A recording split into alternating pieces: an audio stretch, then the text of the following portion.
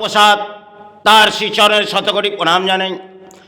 তিনি সে সময় ক্ষেত্রে হয়তো মায়ের সেবা আবির্ভাব করেছিলেন, কিন্তু একটি আসন, সে ধর্মীয় আসন আজকে আমাদের সমাজে নেই।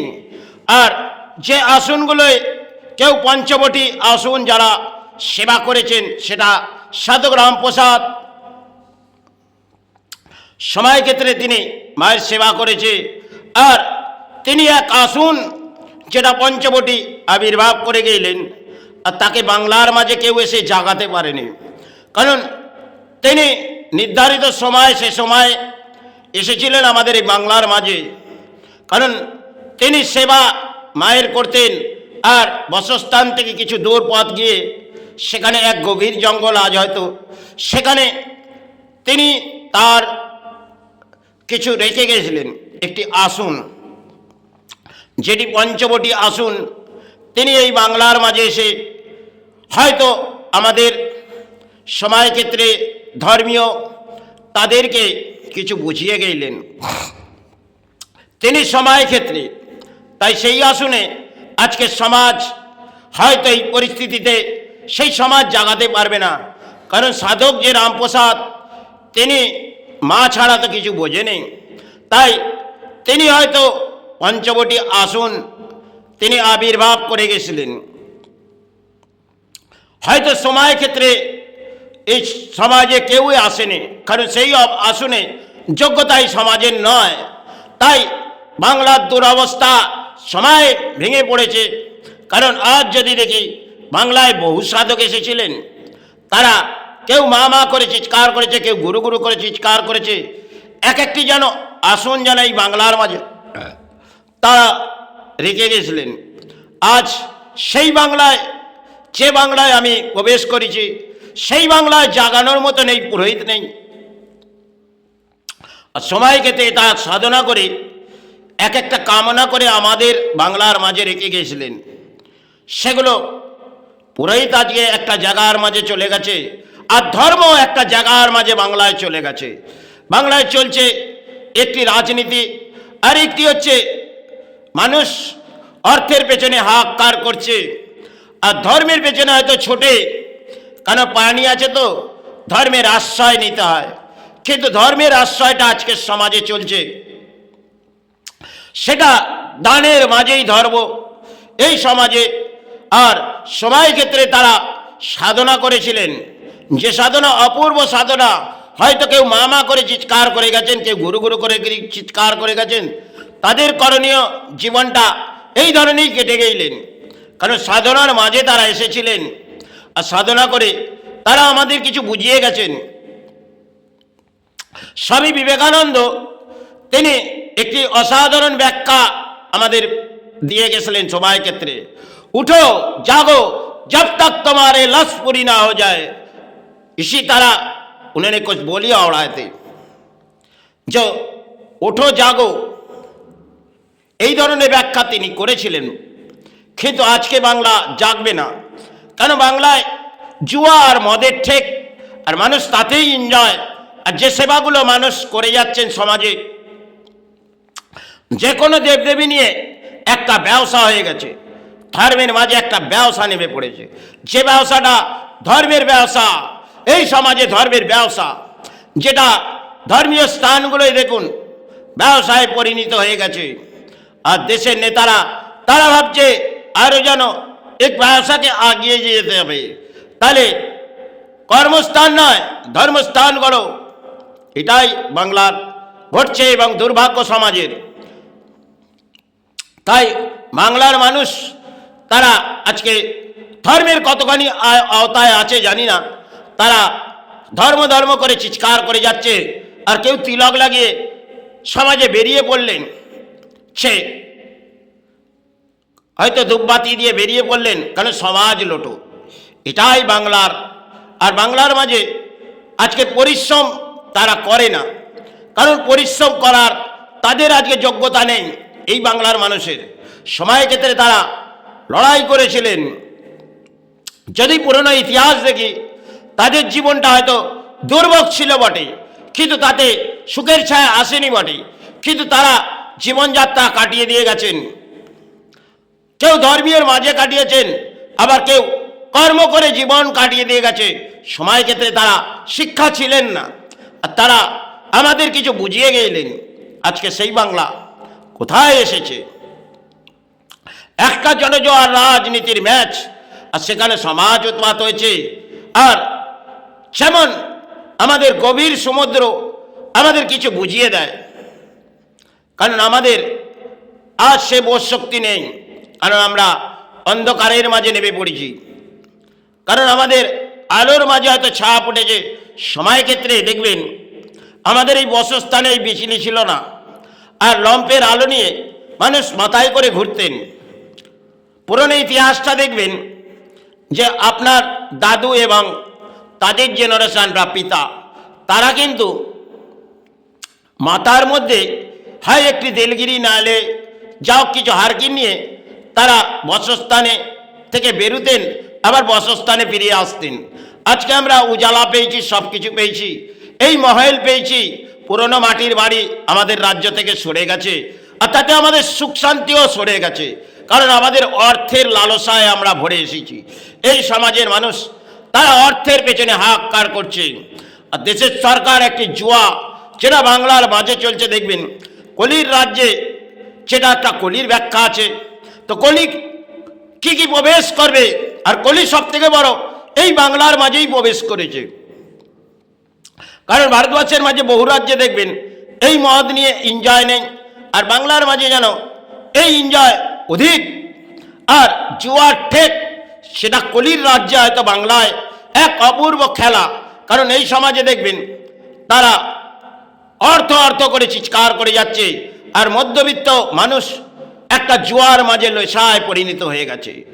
কেউ জুয়া খেলে নেশা করছে, ঘরের অর্থ নেই, তারা সারাটা দিন সঞ্চয় করছে আর জুয়ার মাঝেই লাগিয়ে দিচ্ছে। পরিবার কি অন্ন গ্রহণ করবে আর সন্তানরা কি করবে তারা ভাবে না। আর কিছু মানুষ আছে দেখবেন হয়তো কিছু অর্থ এলেন আর নেশায় পরিণত হয়ে গেল। এই তো বাংলা। আর এই বাংলায় চলছে একটি ম্যাচ, যেটা রাজনীতি। সেই জনজোয়ারে জনগণ ভেসে যাচ্ছে, কারণ আজকে উচ্চ শিক্ষা। তাহলে এই উচ্চ শিক্ষা কোথায়, আর এই বাংলা কোথায় এসেছে?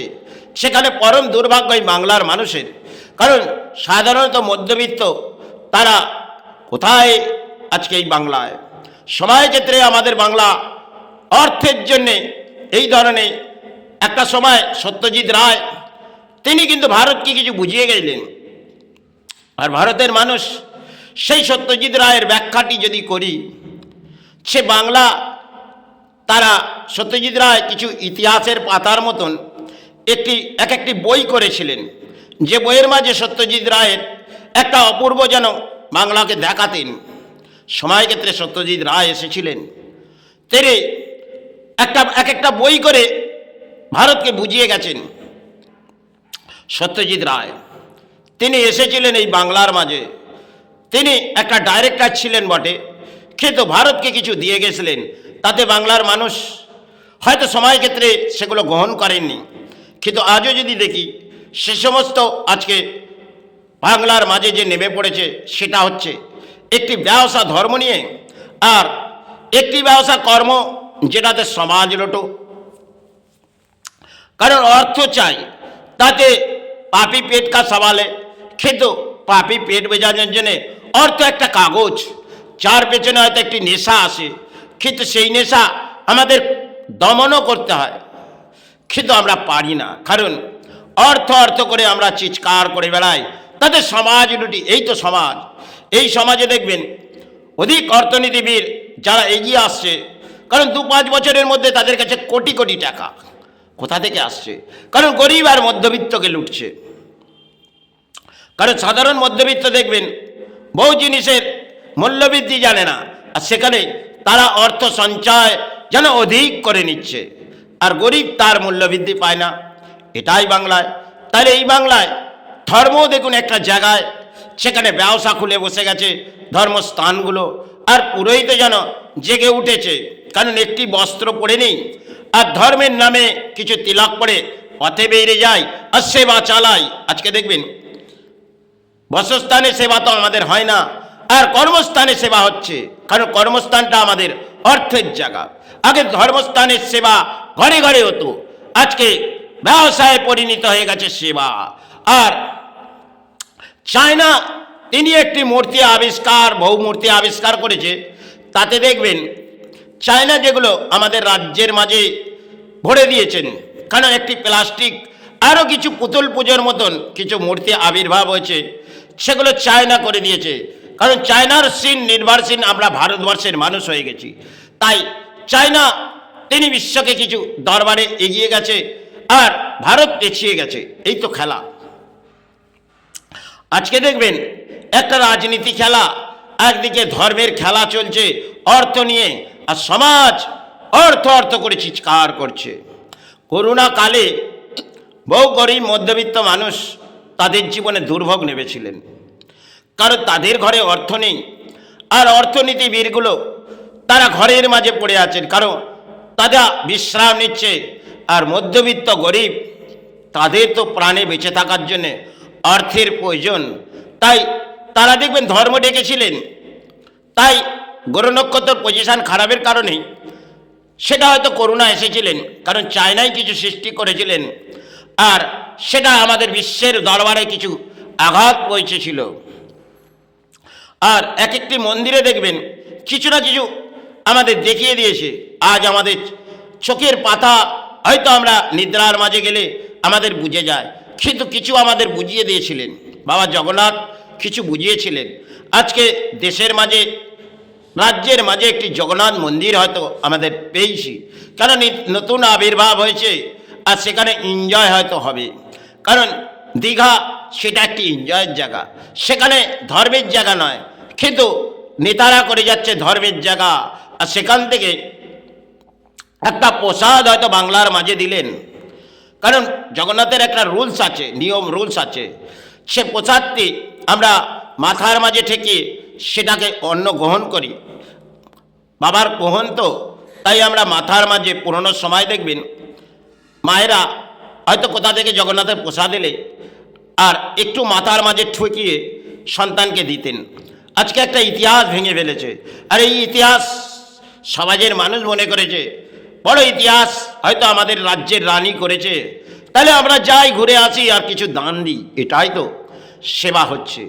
আর দেবী দুর্গার নামের মাঝে যেটা ভেসে আসছে সেটাও অপূর্ব খেলা হয়তো হবে, কারণ মহাকাল যাকে নিয়ে আবির্ভাব করতে চাইছে, তাহলে মায়ের আদিশক্তি মহামায়া তিনি কিন্তু দমন করে দেবে। আর যিনি মহাকাল মায়ের শ্রীচরণে পড়ে আছে তিনি তো মহাকাল, তিনি যখন চাইবে দমন করবে, এটা তার খেলা। হয়তো তাকে নিয়ে এই রাজ্যের নেতারা উন্মাদ হয়ে পড়েছে, রাজ্যের রানী তিনি যেন আবির্ভাব করে যাচ্ছেন। এক একটি রাজ্যের শিল্পর প্রকল্প নয়, ধর্মস্থানের প্রকল্প, এটাই রাজ্যে চলবে। আর এই রাজ্যে কেউ এগিয়ে আসবে, কেউ পিছিয়ে যাবে, কিন্তু ধর্ম নিয়ে একটা খেলা চলছে। তাহলে এই বাংলার মাঝে চলছে একটা রাজনীতির খেলা আর একটা ধর্মের খেলা। তাই যে যাই হোক, এই ধর্মের মাঝে কোথায় এসেছে ধর্ম আর কোথায় ধর্ম জেগেছে।